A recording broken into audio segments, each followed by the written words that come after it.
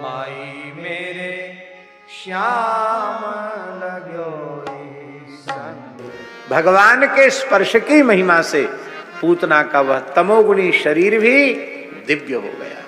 ब्रजवासी आश्चर्य में पड़ गए कि इतनी सुगंध इसके शरीर से आ रही है, ऐसा होता है।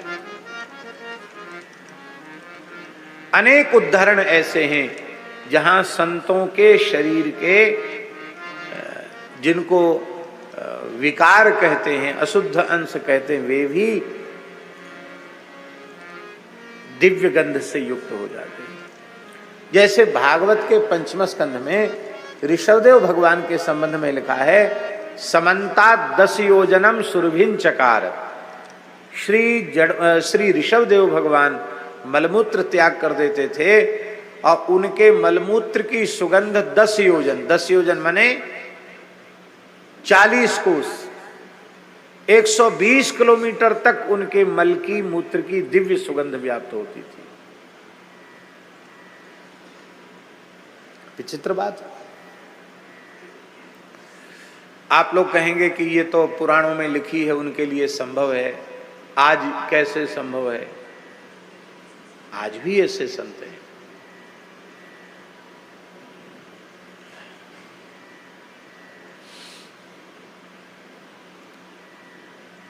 मध्य प्रदेश में छतरपुर एक जगह है। छतरपुर के क्षेत्र में एक संत थे, उनका नाम था श्री शरीर बाबा। नाम सुना होगा आपने भी, शरीर बाबा। उनकी समाधि भी है। बहुत अच्छे संत थे। वैसे वे ब्राह्मण देवता थे, शायद मास्टर भी थे अंग्रेजी शासन में, और राम नाम का जप करने लगे। राम नाम जपते जपते जपते जपते देहाध्यास की निवृत्ति हो गई।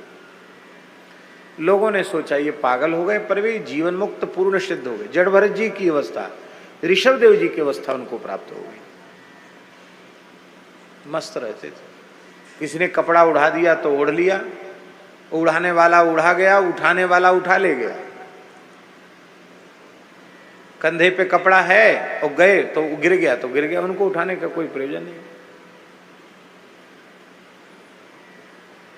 कभी कपड़ा है तो कपड़ा, नहीं तो दिगंबर। सत्य घटनाएं उनके जीवन की। वे छतरपुर के क्षेत्र में ही कहीं जंगल में पड़े थे, नंग धड़ंग। तो किसान लोग उधर से गए। सर्दियों के समय गेहूं के खेत में पानी लगाते हैं, रात में प्राय देखा होगा किसान जो सर्दियों में गेहूं में पानी देते हैं। तो किसान वहां से संजाकू पानी देने के लिए निकले तो उन्होंने देखा कि बाबा पड़े हैं, ठंड खूब है। उनके मन में दया आई कि चले बाबा को थोड़ा सा, कपड़ा तो है ही नहीं बाबा पे, जंगल में पड़े हुए हैं बाबा, इनको थोड़ी आंच बरा दें तो कम से कम अग्नि की गर्मी से ठीक रहेगा। उन लोगों ने लकड़ी इकट्ठी करके धूना जला दिया और वो तो चले गए। बाबा पड़े थे, पड़े पड़े उन्होंने हाथ पैर घुलाए होंगे तो दोनों पैर धधकते हुए अग्नि में रख दिए।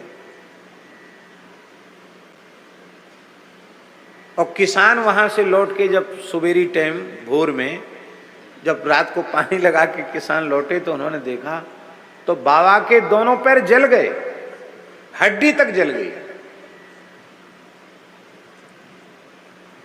कोई व्यक्ति बुद्धि के प्रयोग से इस बात को समझ नहीं सकता। तो किसानों ने कहा कि बाबा तेरे सबरे पाम जल गए। पाम जल गए तुम्हारे? बाबा बोले ना हमारा हाथ है ना हमारा पांव है, जलेगा क्या? हमारा कुछ नहीं जला। अब वो तो देहाध्यास उनका समाप्त हो गया था। मैं हाथ पैर वाला हूं ये उनको स्मृति ही नहीं थी। बोले जिसके पैर होंगे उसके जले होंगे, हमारे ना हाथ है ना पैर, हमारा क्या जलेगा? उन्होंने ये कहा। अब बेचारे किसान आदमी क्या समझें कि बाबा ब्रह्म ज्ञान बोल रहे हैं। वो तो चले गए, बाबा तो बाबरो है और सबरे पाम जराए लिए, रे राम राम, बड़ो बुरो भयो। कुछ दिन बाद फिर वो दूसरा पानी लगाने के लिए खेत में आए। उन्होंने देखा बाबा घूम रहे हैं, उनके नए पाम उगे आए, एकदम नए पैर निकल आए बाबा के और घूम रहे बाबा।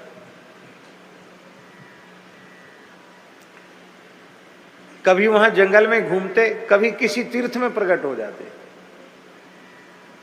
चित्रकूट के श्री प्रेम पुजारी जी महाराज थे,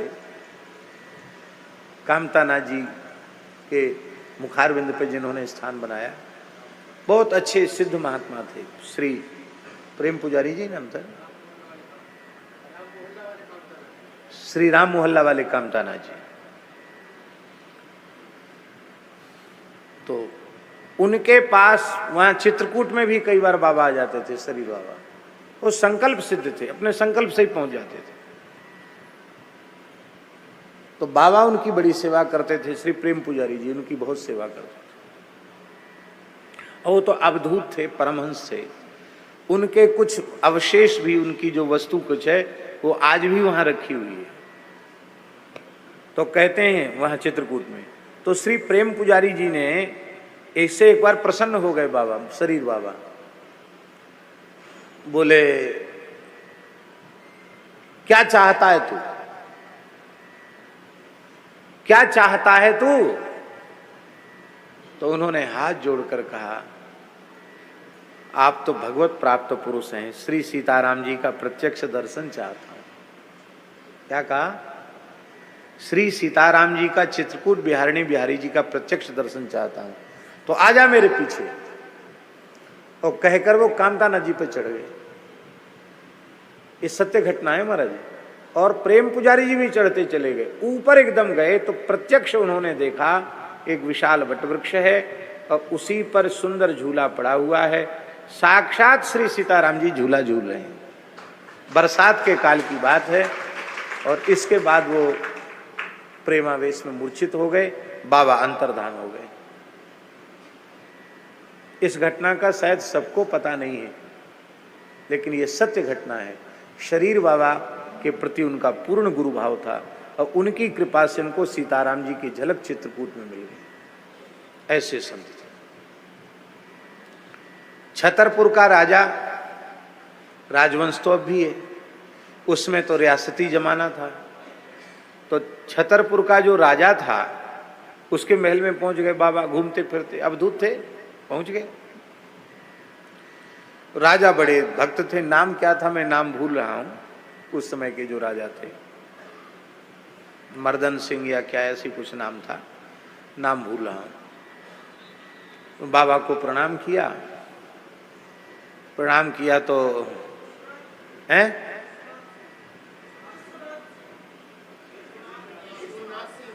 विश्वनाथ जी, राजा विश्वनाथ सिंह, देखो कोई सज्जन है वो बता दिया उन्होंने। तो वहां जो है वो राजा ने प्रणाम किया, विश्वनाथ सिंह जी ने भीतर ले गए, महल में ले गए। तो महाराज आज्ञा करो सेवा। उन्होंने कहा महाराज यहाँ बैठो।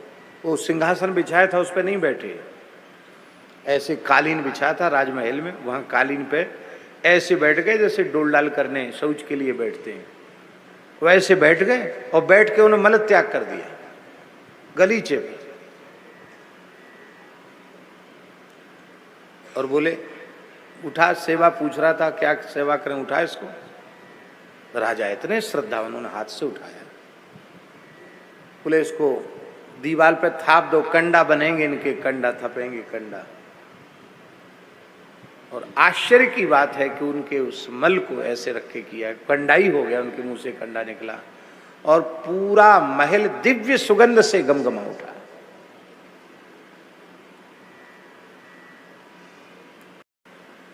कहने का आशय यह है कि इसमें कोई आश्चर्य नहीं है। शास्त्रों में जहां कहीं जो कुछ लिखा है वह सर्वथा सत्य है।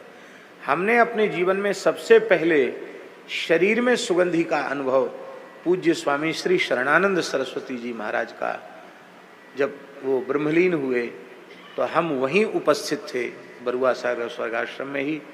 तो हमने ये देखा उनके श्रीअंग को जब स्नान कराया गया समाधि के पूर्व, तो उसमें हम भी उपस्थित थे, क्योंकि हमारे प्रति उनका बहुत स्नेह था। इसलिए अत्यंत निकट हम उस परिकर में, छोटी अवस्था होने पर भी हमको सौभाग्य मिला भगवान की कृपा से। तो दूसरे की बात हम नहीं जानते, हम अपना अनुभव सुनाते हैं कि उनके शरीर को स्नान कराते समय ऐसे ऐसे जो किया, उसकी सुगंध कई दिनों तक हाथ की दिव्य सुगंध गई नहीं। ये बात मैंने पूज्य गुरुदेव भक्तमाली जी को सुनाई थी, तो महाराज जी ने कहा कि जो भगवत स्वरूप हो जाते हैं उनका प्राकृत देह भी भगवत चिंतन की महिमा से दिव्य हो जाता है। माई मेरे श्याम लग्यो